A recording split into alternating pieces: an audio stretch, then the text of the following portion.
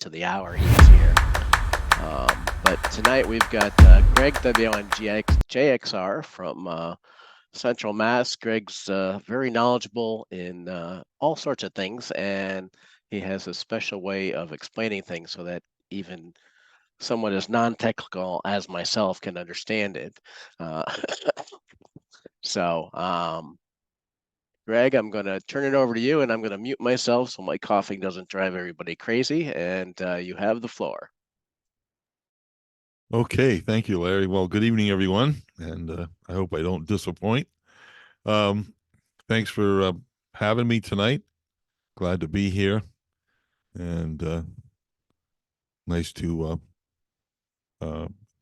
get involved with some of the other radio clubs. I'm on the board of directors for the Central Mass Amateur Radio Club, but good to see some of the other club around the Western Mass section. I'm also assistant section manager for ARRL here in Western Mass. I work with Ray, our section manager, and we do a lot of teaching and classwork and stuff like that. But anyways, Larry asked if I would come and talk about end-fed half-wave antennas, and I said, "Wow, perfect," because I have a end-fed half-wave antenna presentation that I did a while back for the QSO Today exposition. So that's what we're going to show tonight. Let me share my screen here.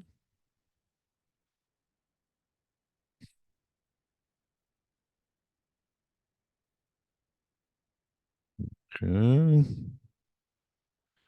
And let me pop up the presentation. Okay. So can everybody see my opening slide? Okay, I see some nods. Yes. Okay, great. Thank you, Howard. All right. So once again, my name is Greg, WA1JXR. Just a little introduction about myself. I got my novice license when I was 14 back in 1967 as WN1JXR, and tinkering around with electronics and ham radio and stuff got me, interested in that, and led me to my career. I attended university and got a couple of degrees. I have a bachelor's and master's degree in electrical engineering, and then after my college stint, I came up here. I was formerly from down in Southwest Rhode Island, little town called Westerly, and I moved up here to Central Mass and started working for Raytheon Company right out of school. And I stayed with them. I worked for Raytheon Company for 42 years, working on designing radar systems for the Department of Defense, and retired in end of 2019. And now I get to enjoy my hobbies. I play ham radio full time, and my other hobby is bluegrass music. I play in a couple bluegrass bands, so that's what I get to do full time now, which is great. All right, so we're going to talk about end-fed half-wave antennas, and this was a little bit focused on folks who are in, homeowners association, HOAs, and how maybe the end-fed antenna might be helpful in that situation. Okay, there we go. So the nice thing about a wire antennas is, once you put it up, it's really hard to see. So if you're bothered by HOAs and stuff, if you can be stealthy about putting it up, then they might not even know you have it. Of course, the problem with the good old center-fed half-wave dipole is you got that feed line hanging down in the middle, which is an obvious giveaway that you have the thing there. So the end-fed half-wave can solve that problem because the feed line is going to be at the end, and you can, maybe it's tacked to your building or somewhere where it won't be visible. And all you need for an end-fed half-wave to work is you need a small 49-to-1 balun or onan at the end, transformer, which you can wind yourself. And the other really nice thing about it is the good old center fed dipole, where it's a great antenna, is really just a single band antenna. You cut it for one band and it works.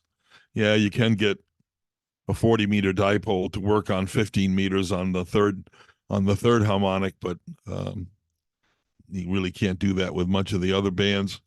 But the nice thing about the end fed half wave is it works on multiple bands, all the harmonic bands.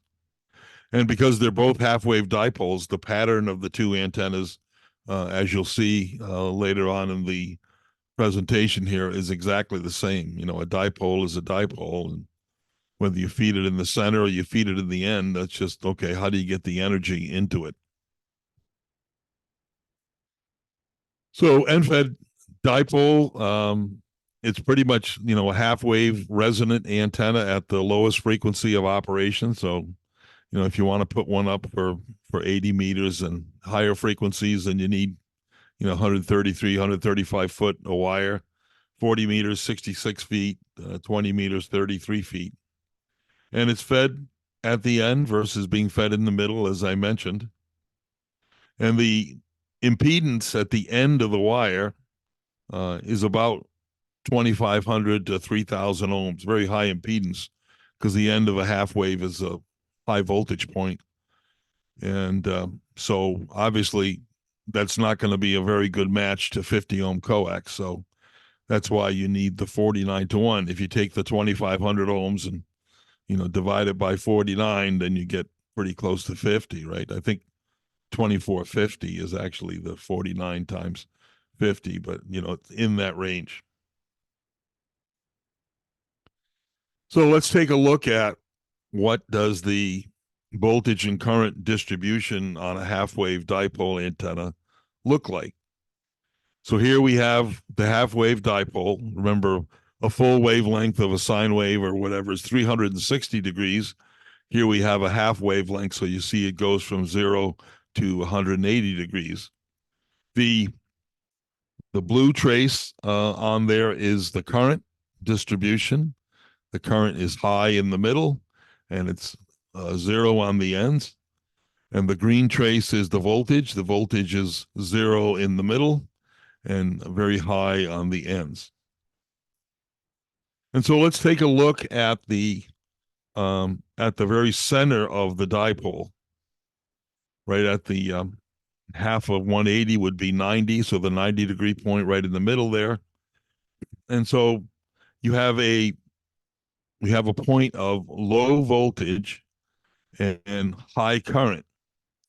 So if you remember Ohm's law, right, the impedance or the resistance is the voltage divided by the current. So if you take a low number, low voltage, and divide it by a higher number, you end up with a low number. And that's why the impedance at the center of a half wave dipole is a low value, and it happens to be somewhere between 50 and 70 ohms. It varies with height above ground, but that's why the half wave dipole, you hook a piece of coax up to it and it works because it's a good match, and you get good power transfer from the feed line into the feed point of the dipole. Another type of antenna, which is very popular now, is called the off-center fed dipole. And you see that at the 60-degree point.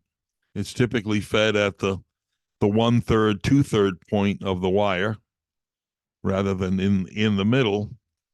And you have kind of a mid-range voltage and a mid-range current, and you do the impedance calculation again, voltage divided by current, and you kind of get a mid-range impedance. The impedance is 200 to 300 ohms at about that point. So that's why the off-center fed dipole at the 200 ohm point, which happens to be about the 1/3, 2/3 point, you put a 4-to-1 balun there, you got 200 ohms, you divide that by 4, what do you got? 50. So that's why the off-center fed dipoles work. with the coax feed line. And now if we look at the very end, sometimes people refer to them as extremely off-center fed dipole or an end-fed half wave, more EFHW, more often abbreviated. We look at what the situation is there.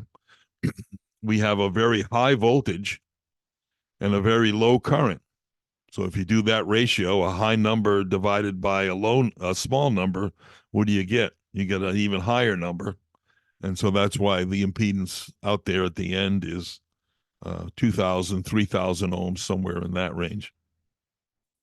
Any questions so far? I hope this kind of makes sense to you. Please, as I'm going along, if you don't understand something, please, by all means, interrupt me and we'll see if we can clarify it for you. So this is at the fundamental frequency. If we take that same length of wire and now we double the frequency, or we're at the second harmonic, here's what the voltage and current distribution look like.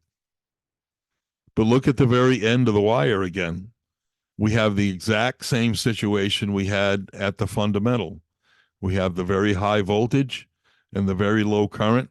And guess what? Now at the second harmonic, the impedance at the end of the wire is exactly the same. It's 2,000 to 3,000 ohms.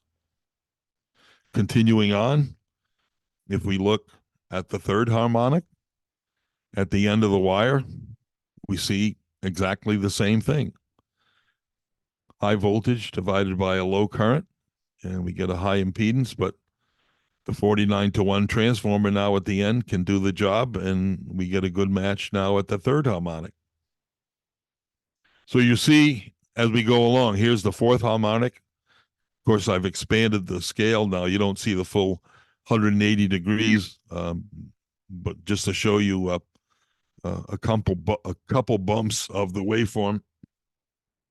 But once again, at the end of the wire, you see exactly the same situation with the impedance, and this carries on with the sixth harmonic and even the eighth harmonic.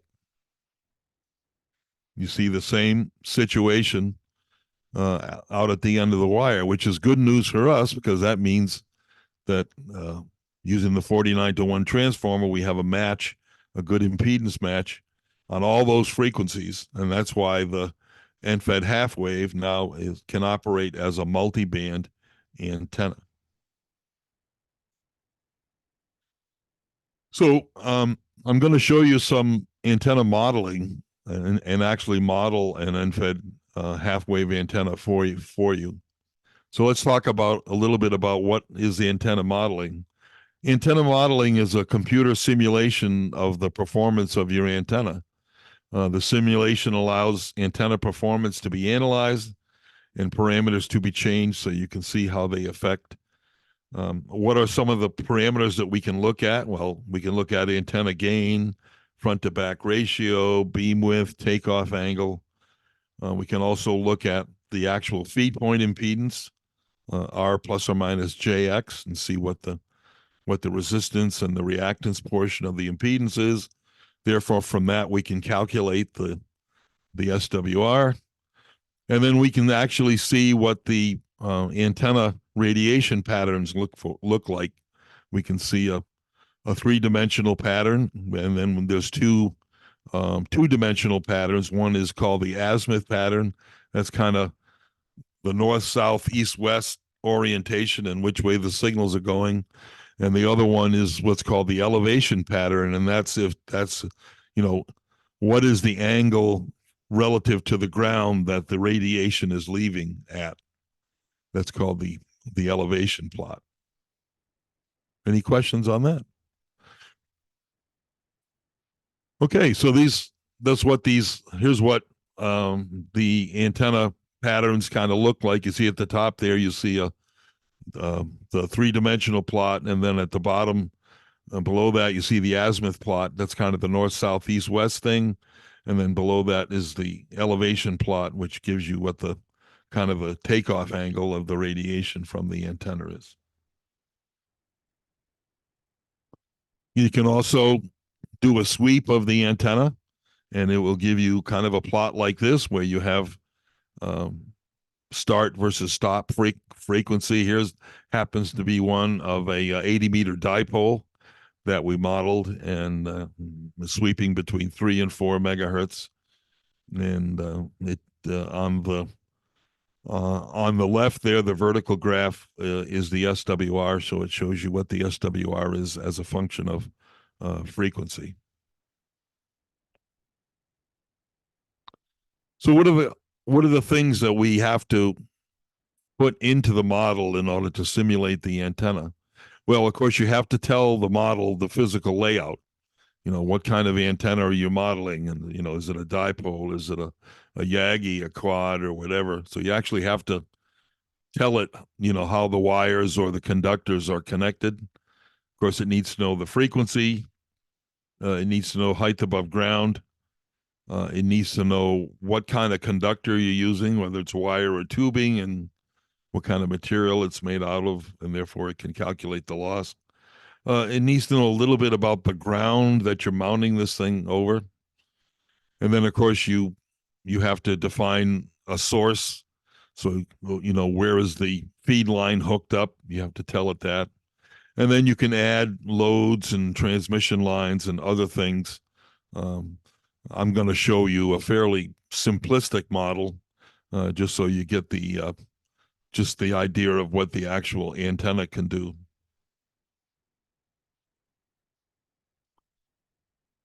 So here we have a description of a end-fed half wave. We all probably familiar with this. So we have the wire, 2 insulators, and then at the very end of the wire, we have that 49-to-1 transformer connected to the wire, and then of course the feed line connects to the 49-to-1 transformer.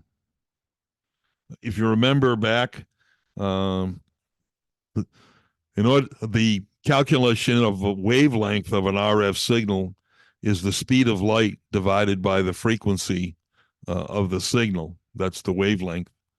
And in metric terms, speed of light is 300 million meters per second, or 3 times 10 to the 8th. And then the frequency that you would enter into this formula is in, hertz or cycles per second.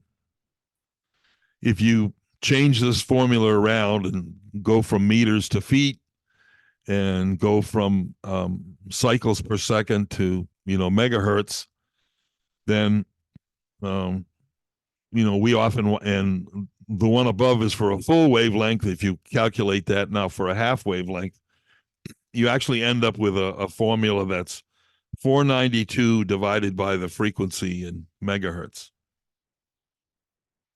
But all of this, the C divided by F is all true for a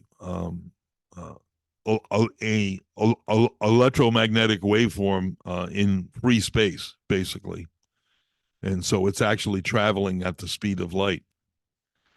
Our electromagnetic waveform is traveling in a wire, and the rate at which it travels in the wire is slightly slower than it is in free space. And you've probably heard people talk about with coax, but it's also true for wire, something called velocity factor. And that's kind of what that K number that I've added into this equation is. And typically for a piece of wire, there's also some effects from what they call fringing capacitance at the ends of the wires. But anyways, the K factor for a wire dipole is about 0.95. So if you take that 492 and you multiply it by 0.95, we see that formula that we've all seen, I think, in our testing and some other places.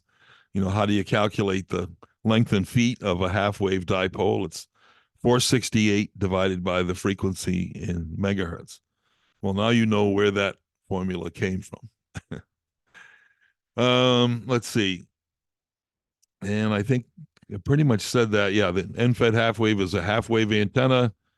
2 to 3,000 ohm impedance at the end, and therefore you need a 49-to-1 transformer to match it to 50 ohm coax. So a simple dipole antenna in the model, we can actually model the dipole as one wire, even with a center fed dipole. You can actually model it with one wire, and in the model, breaks the wire up into what's called segments, and that's what's represented by the little dots there. Those are like little segments of wire that make up the full wire. The antenna modeling software uses a software algorithm called NEC, which stands for Numerical Electromagnetic Code, and it was developed by the government many years ago out at Lawrence Livermore Laboratories, and back in the days it took huge mainframe computer systems to run this thing. Of course, now we can run it on our laptops or whatever. But the NEC engine that works it is pretty much the same. They've got some more elaborate and newer engines out now, but the one that's available to the general public is called NEC2. And the guideline that NEC2 uses is that they would like you to break the wire into segments so that you have at least 10 segments per half wavelength. So with a half wave dipole, they like you to break it up into 10 segments at least. But you can use many more if you want, and there's a point of diminishing return, but generally you want to have enough segments so that you have enough resolution in the data that comes out of it. How the model works is each segment senses the current flow in the wire, and then it goes through some fairly complicated electromagnetics mathematics to figure out what the field is from that current in each segment. And then it takes all the segments and sums them up vectorially to get the overall antenna pattern. So like I said, it can be modeled as a single wire. You don't have to put insulators in it. You just show the wire in the model.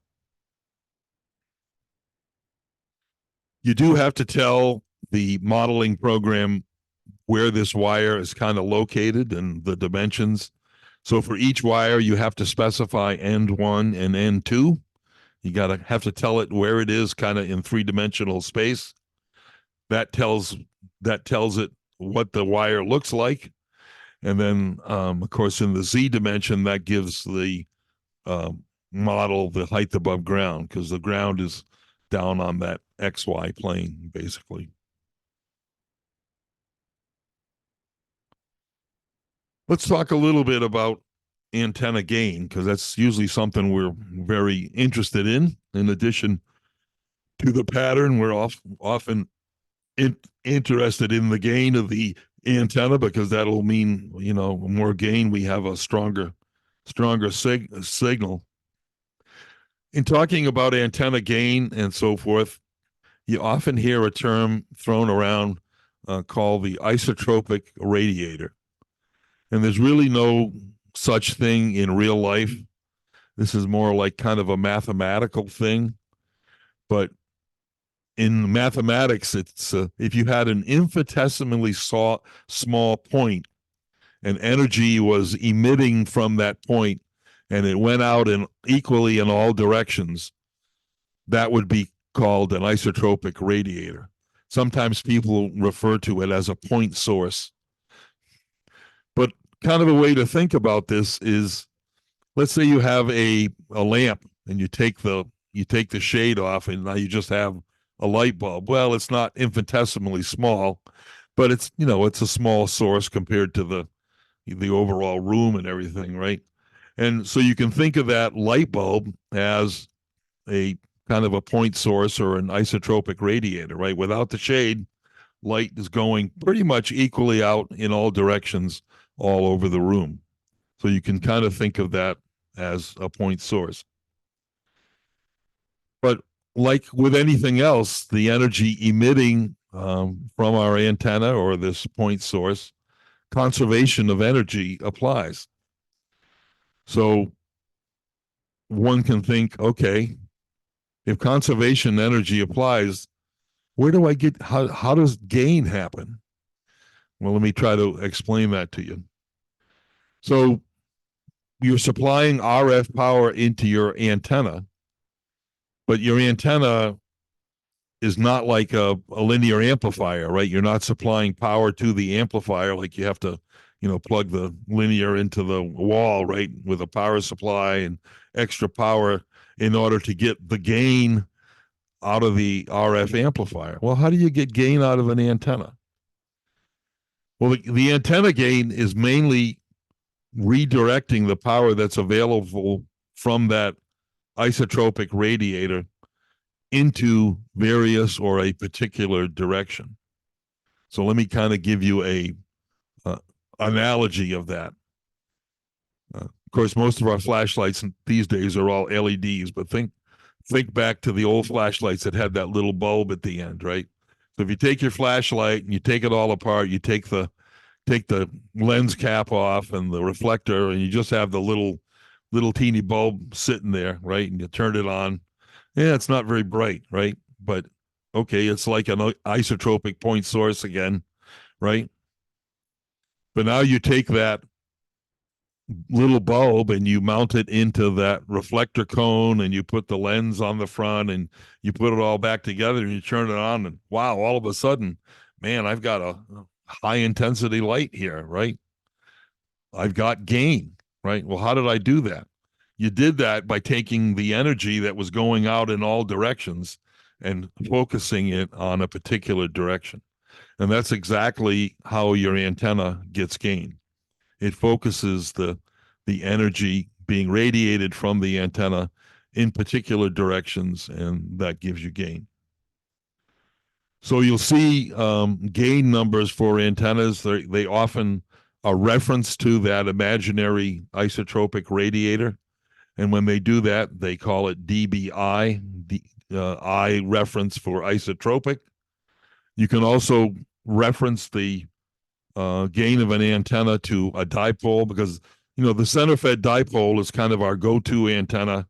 And, everybody has one and use one. And it'd be kind of nice to say, okay, well, if I get this, Yagi antenna, how much better than a dipole will it be? Well, the DBD gain number will tell you how much better than a dipole it will be.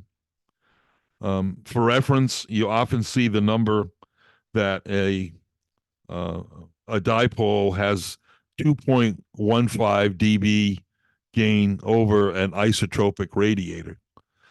But you have to keep in mind that's an antenna in free space with no ground under it, and that doesn't really exist in the real world.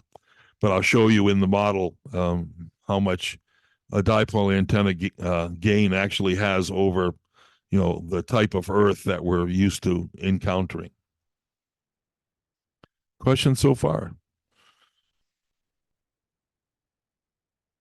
So the software program that I'm going to use for the modeling is a program called EasyNEC, and it was developed by a ham, actually, Roy Llewellyn, W7EL. Roy actually did this software development as a profession. He developed all kinds of antenna modeling software, and it is used and has been used and continues to use by professional radio broadcasters and commercial and military and stuff, and it uses that NEC engine. Well, Roy finally retired, and he used to have a free version, but it was very limited in what it would do. But you could model simple dipoles and stuff with it. But He's now retired, and very nicely for the ham community and others, he's offered his Pro Plus version of the software now free on his website. I think it's at version 7 now, or it may be newer. I don't know. But you just go to his website, easyneck.com, and you can download it for free. And it's a really nice piece of software, which way back when cost a bunch of money if you had to go license it or buy it. But we have the advantage of using it now for free, and it allows up to 45,000 segments within the antenna model. So it'll certainly handle any antenna models us amateur radio operators can come up with. The nice thing about it, though, is when you download the EasyNeck software, you might say, okay, I don't know how to use this. Where do I start out? How do I do this? By the way, I do have a nice presentation on using EasyNeck and antenna modeling. So if you would be interested at some point, I'd be glad to give that to the group as well. But the EasyNeck software comes with a whole bunch of models in the library with the software. So you don't have to start from scratch and say, where do I start? You can go to the library, pick a simple antenna like a dipole, load it in, hit run, and immediately it'll show you. So from that point of view, it's really nice. So I recommend, if you're interested, give it a try. Here's what when you bring up the EasyNeck software, here's what the screen looks like. You've got some action buttons on the very left, and then there's a kind of a selection button or an entry thing kind of in the middle there with the little carrots or arrows. It's got a bunch of menu items at the top like you see in many browsers and programs for file and options and things. And you enter information into the EasyNeck window. So what I'm going to do now is I'm going to close that, and I have EasyNeck open here on my desktop. Unfortunately, that's as big as EasyNeck allows me to get it, but can everybody see the little EasyNeck screen in the middle of my blue desktop?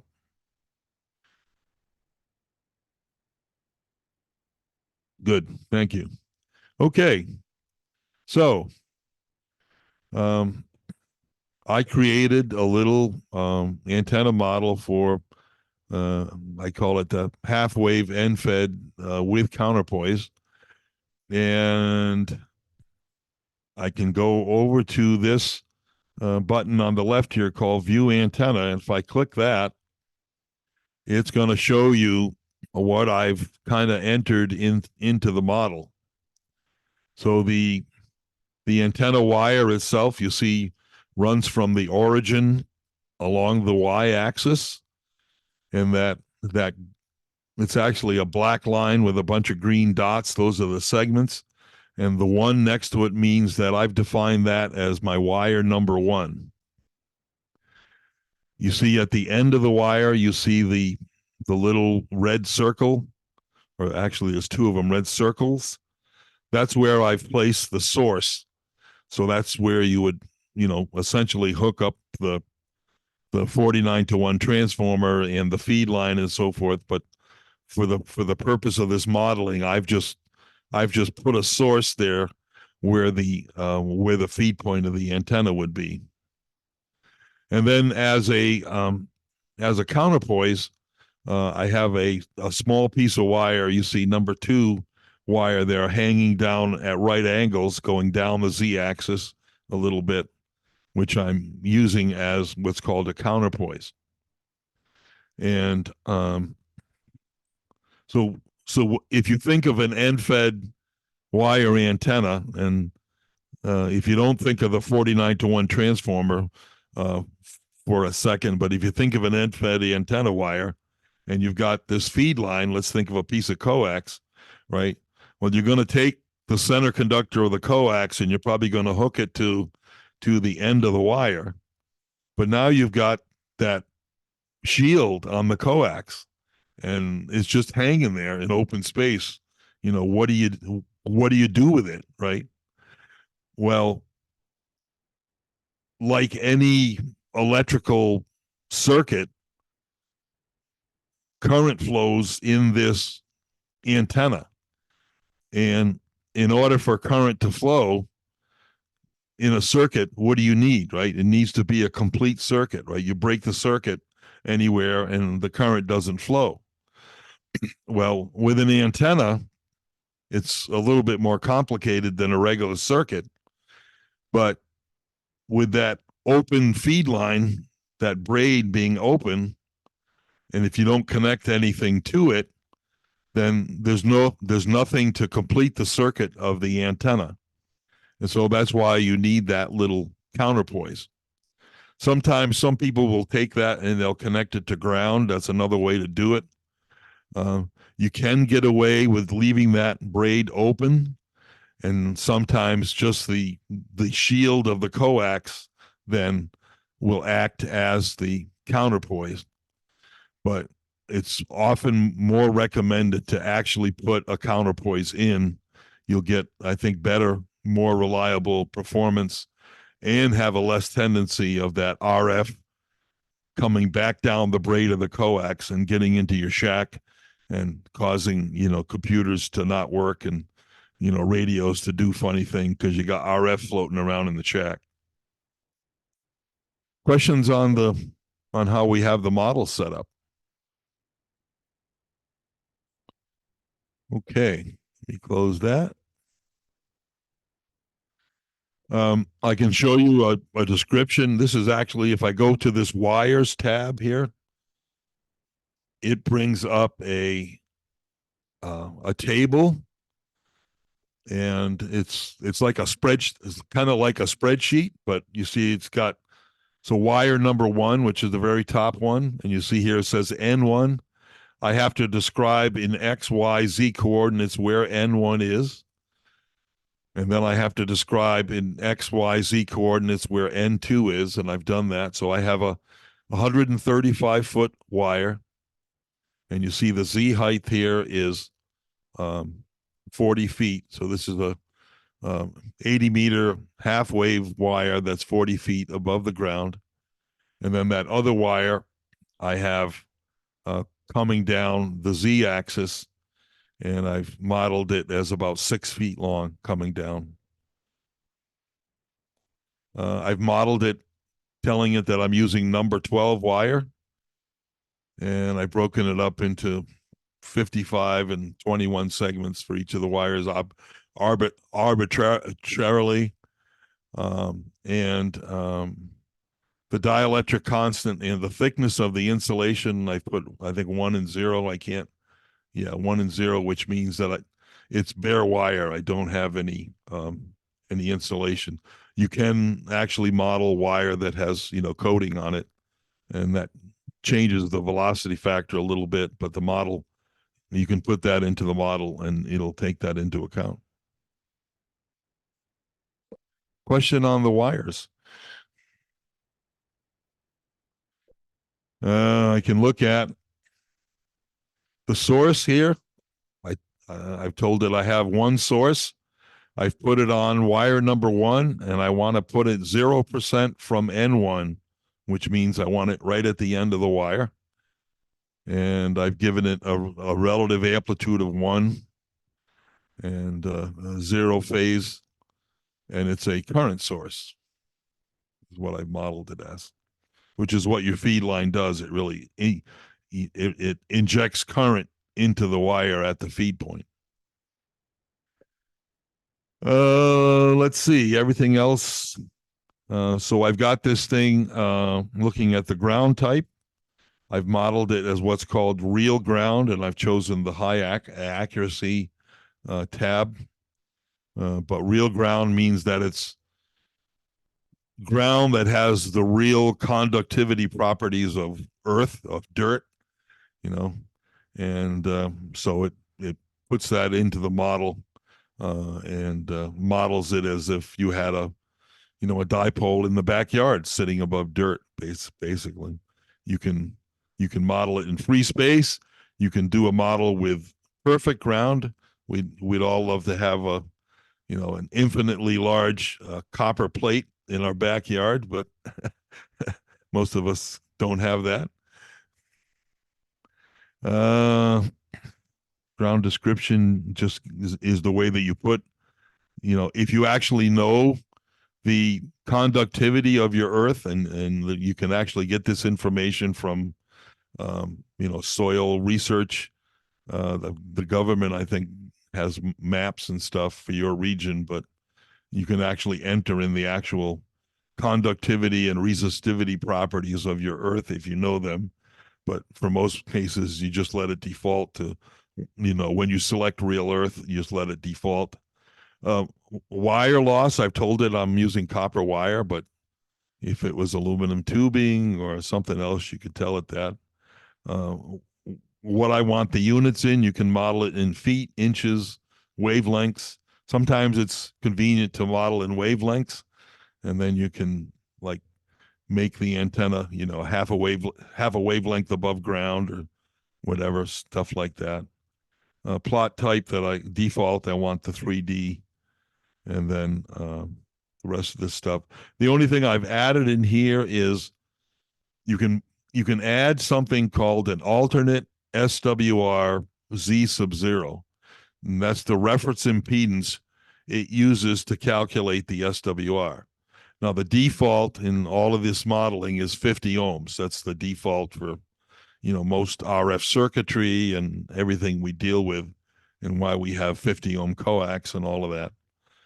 But remember, we're dealing with a 49-to-1 transformer, and we want to model the effects of that transformer.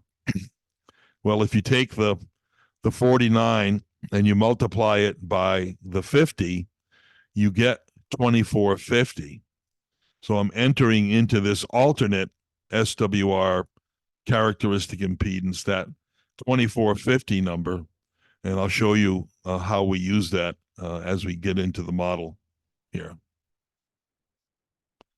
I think that's it. I think we're ready to let the modeling software do its work. So I'm going to hit this tab here called Far Field Plot. So the model is going to go and take all the information that we've given it. The NEC2 engine is going to do all the computations, and then it's going to pop up the three-dimensional figure of what the antenna pattern looks like. And it happens pretty quick. There you go. So here's the antenna pattern, three-dimensional antenna pattern. I can hover my pointer over it, my cursor, and left click with the mouse and drag, and I can, so here you have a kind of a top-down view. You can see the different dimensions there, but you can also go over here to the left, and if I click on azimuth slice, it's a little bit hard to see, but it's kind of taking a horizontal slice through that three-dimensional figure. And if I go down here and say, show the two-dimensional plot of that slice, then here's what the azimuth pattern of the antenna looks like. So the wire is along the horizontal axis here, and as typically with a dipole, the maximum radiation is broadside to the wire. And if we go and look at the over in the left-hand corner here, we see that the gain here at the maximum point, which is this outer ring, is 7.13 dBi. Well, that's That's a bit more than that 2.15 dBi number that I talked about of a dipole, but that's because that 2.15 is a dipole in free space. And now we have a dipole above real ground. And guess what? The ground actually helps you because once again, what happens is energy is radiated from the antenna in all directions. And some of that radiation that hits the ground, well, the ground has conductivity to it. It's not an extremely good conductor like a wire, but it has some conductivity. Some of the energy is absorbed into the ground, and that's lost as heat. But some of the energy is reflected from the ground, and that energy that's reflected from the ground gets reflected up and recombines with the energy that's being radiated directly off of the antenna. And that recombination of all that energy is what determines the pattern of the antenna. So the height above ground really does affect your antenna pattern. But the ground actually here is providing gain, right? So we've got 7.13 dB gain.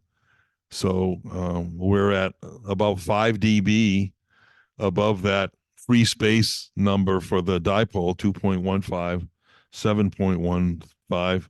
So we're about 5 dB above that. That gain is coming from the reflections off of the ground.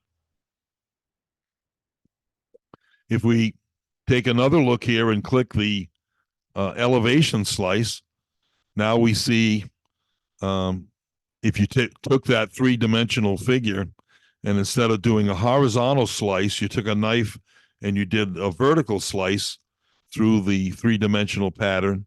This is the two-dimensional view of that slice vertically through the pattern, and it shows you the takeoff angle of the energy and what angles the energy is leaving at. And here the maximum energy is leaving at, if you look down in the lower right-hand corner here, where the cursor is leaving at about 55 degrees. That's, not bad,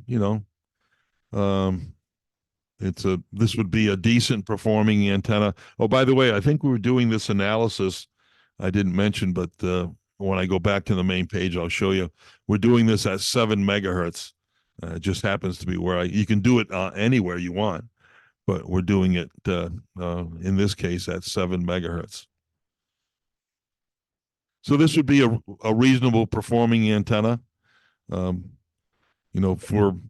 real long distance communications, you would want a very low takeoff angle. So if you wanted an extremely good DX antenna, you'd want, a takeoff angle way down near, 15 degrees, somewhere like that, 10 degrees. This is a moderate takeoff angle, so it's not like you're getting zero energy at low angles, but, the energy at low angles is about 10 dB down. But the other thing you have to keep in mind when, you're talking about all of this stuff is a thing to keep in mind is signal strengths of radio waves.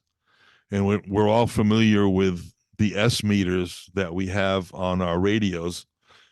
And those S meters are actually calibrated.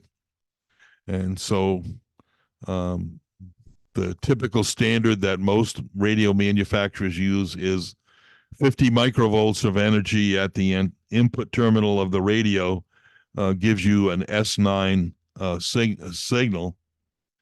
And the linearity of that S meter scale is the difference between two S units is about a 6 dB difference. So here the difference between the energy at this maximum takeoff angle and a lower takeoff angle, say of 10 dB, that's less than 2 S units different. So don't think, you won't be heard here at the longer distances. It's just that it's not the maximum operating point of the antenna. How can you fix that? One way to fix that would be to make this antenna higher. That's why it's often said, with antennas, the higher the better. The higher you put this antenna, the lower this takeoff angle will go. and if we have time, I can actually show you that.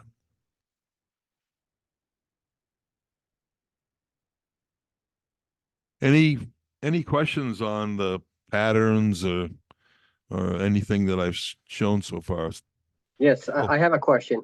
Yeah, go ahead. In your previous slide, in the original initial setup, Yeah. there was nothing in transmission line. Does that not affect the design of the antenna? It does not really. So I didn't include a transmission line in the model. You can, but what I'm trying to show you is how the antenna works and how the antenna radiates. So I Okay. chose to just, mount the source right at the end of the wire. Got it. I could have put a transmission line in and then put the source at the end of the transmission line and done that. I just didn't do that. But the transmission line really doesn't affect the pattern of the antenna or the gain of the antenna. The transmission line is just a vehicle for you to get the RF energy from your transmitter to the feed point of the antenna. Now it will have loss, and so when you do the overall system performance of your overall antenna, which includes your antenna and the transmission line, then the loss of the feed line is going to subtract from the gain of the antenna. So your overall, system parameters will be the combination. But in this case, I'm just trying to show you what the antenna performance looks like. Very good. Thank you. What about antenna performance with a counterpoise? You mentioned a counterpoise will enhance the antenna performance. How long of a counterpoise do you suggest for like an end fed? So typically with an end fed, you don't need a real long counterpoise. So I've seen people take them and hang them down. If they have end fed antenna, maybe hang the counterpoise down 12 feet or something. Howard, I don't remember when we put yours up. I don't remember. How long is your counterpoise? I forget. I hooked it up to ground. Oh, you actually hooked it to ground. Okay. So that's another thing that you can do is you can have a longer counterpoise and then actually, put a ground rod in and put it to ground. You don't have to do that. Some people say it works better. I don't know. I would experiment and try it, but either way, Larry. So, Okay, yes. I mean, so far, when I go camping, I use a QRP end fed, and I have not run a counterpoise, and I found it works fairly well. Only running 5 or 10 watts. Yeah, so in that case, the outer part of the shield of your coax is acting as the counterpoise, basically. And for portable setups, as long as it works okay, that's good. If your 49-to-1 transformer has that little extra tab on it where you can hook a counterpoise, then it doesn't hurt to have a wire that just dangles down. No. I'll tinker with it this summer when we camp and let you know. Yeah. will frequency change the takeoff angle? Oh, it certainly will. Yep. Okay. Because when you change the frequency, now you've changed how many wavelengths that 40 feet is above ground, and that's what determines what the takeoff angle is. Okay, so another thing I'd like to show you is, let's click on this. I've actually got another question for you, Greg. Oh, yeah. When you're talking about an end fed, are you talking about it sitting horizontal or at an angle or vertical? How are you using it? And I would assume the angle would affect the way it radiates too. Yeah, it does. Well, certainly between horizontal and vertical, it's going to affect it. If it's sloping, well, yeah, you're going to be somewhere in the middle. Of course, I'm modeling this as a horizontal kind of flat top kind of thing, but you can make it look like whatever you want in the model. So you could have it sloping, you could have it vertical, you could do whatever you want. Thank you. Yeah. Okay, so I'm going to hit another feature that's really nice here, and that's this SWR tab. And you see it comes up with the SWR sweep parameters file. And I've put in the whole HF band. So I'm going to sweep from 3 megahertz to 30 megahertz in 0.1 megahertz step. And I'll let this run because it does take 30 seconds or so for this thing to run. But so it's going off, and now it's doing all the calculations at each of the frequencies of the impedance of the antenna at the source. And we'll let that finish. And when it finishes, it'll come up with a graph, and we can take a look at that, and it'll show you how this antenna works over the HF bands. So there you go. There's the graph, similar to that one I showed earlier in the presentation of the 80-meter dipole. So down on the bottom, the horizontal axis, you have the frequency, starts at 3 megahertz and goes out to 30 megahertz.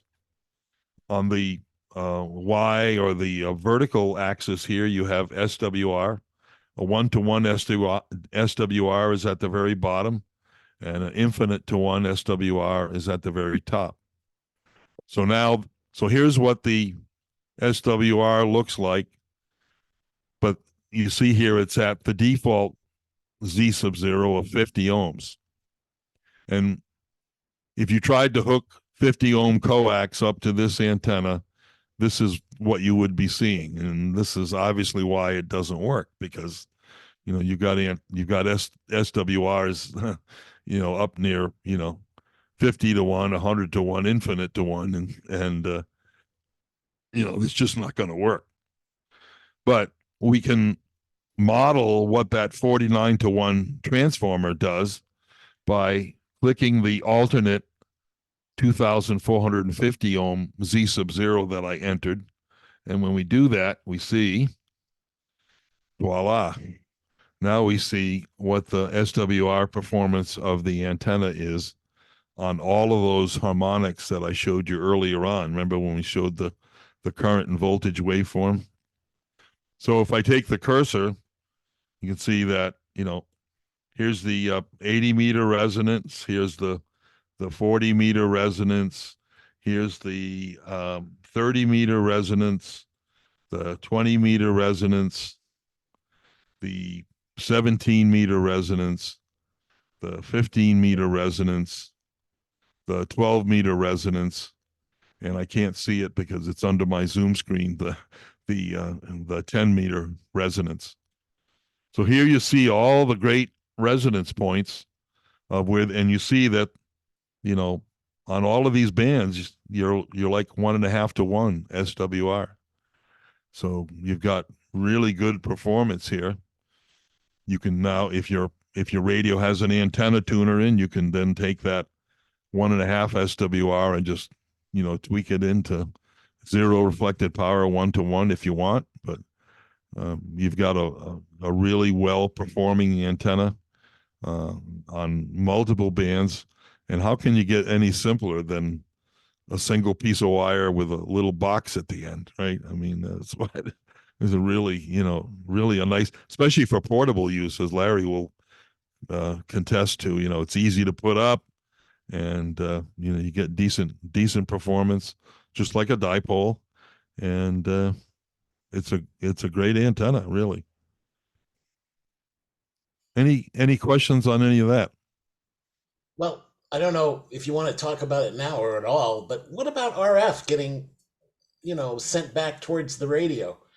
I have a laptop that was a victim of that. Why does that happen? And is it more likely to happen with an end-fed than other types of antennas? Yes, it is, because the nice thing about a half-wave center-fed antenna, when it comes to stuff like this, symmetry is your friend, right? So with a half-wave antenna, everything is symmetrical, right? You're feeding it in the center, you got the same amount of wire on each side, things are nice and symmetrical as far as the center conductor and the shield are concerned.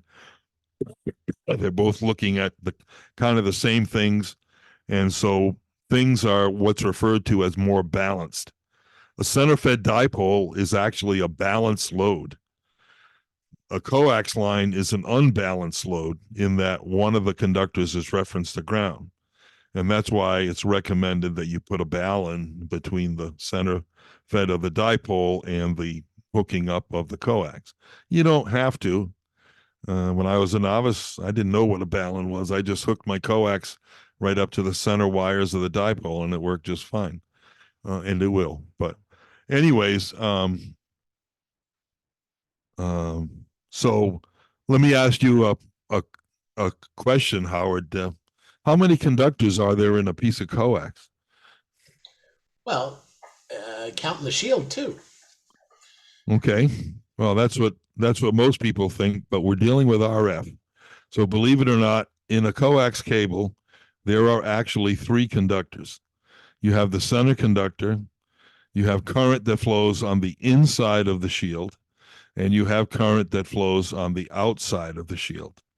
And that's due to the fact that RF at these frequencies, current does not flow through the whole cross-sectional area of the conductor. There's something known as skin effect. And so the current really flows on the outer skin. And so that's why the braid actually acts like 2 conductors. You have current flow on the inside and current flow on the outside. And that's why what you don't want is that current flow on the outside, because that current flow on the outside is not shielded. And when you run that cable into the shack, guess what? You have a radiating antenna in your shack, essentially. So putting the counterpoise on an end-fed half wave helps with that, because the counterpoise then does the work rather than the outer shield of the coax trying to act as the counterpoise. So you'll have a less tendency.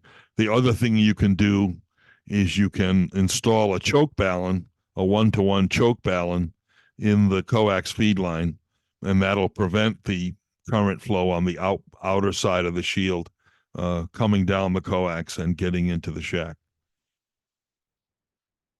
Is that better than those little clamp-on, hunks of ferrite that you can put on? No, they're doing essentially the same thing. The actual wound choke baluns are probably a little better performance, but if the little clamp-on ferrite things work, then yeah, they're essentially doing the same thing. What you want to do is you want to add inductive reactance to that outer shield, the current on the outside of the shield. You want it to see impedance and not flow. And that's what the little beads do. Cool, thank you. Pretty awesome. Yeah. So, I mean, I don't know if you guys have time constraints. I can show you a few more things with the model that we talked about if there's time, or but if you need to cut it off. Yeah, we're sort of pushing the time limit right now. Okay. But we will have you back. I'll take you up on that offer. We'll schedule you a time to come in and talk about Easy Neck. Okay. But let's see. Do we have any other questions from the group? I mean, I know we have some technical people out there. I'm surprised they don't have more questions. I didn't do that good a job, I'm sure. Okay, no questions. Well, thank you very much for coming out, for joining us tonight, and we will definitely have. Oh, you have a question, Jürgen? Yeah, I have a question. Can you set the parameters to a metric I'm sorry, I didn't quite catch it. on EasyNet? Can you set the parameter everything to metric and not using feet? Oh yeah, meters, centimeters, whatever. You can select that as well. Yes. Oh, you don't use imperial measurements, Jürgen? Well, it's strange to me. We're talking about 80 meter, 40 meter, and then you throw some factors in there, 492 and this. That doesn't make sense to me. I could sort of see that, but since I was in kindergarten, they were saying, "Oh, the metric system's going to take over," and needless to say, some 57 years later, it still hasn't. At least Yeah, in this country. I'm sort of surprised because my whole 42 years engineering career, we did, I mean, everything in metrics. So Cool. All right. So anybody else have any questions? No. All right. Well, Well, thanks thank you for the very much, data. Greg. Great Yep. meeting as always. You have a great Thank way you. of presenting things, and we appreciate it very much. Well, thanks for having me. It was a pleasure. And For us too. Thank you, Greg. everybody have a good evening, and watch your calendars and your reminders for the next Share the Knowledge. And have a good evening. And for those of you that are recovering from something, I hope you feel better in the next few days. Bye bye.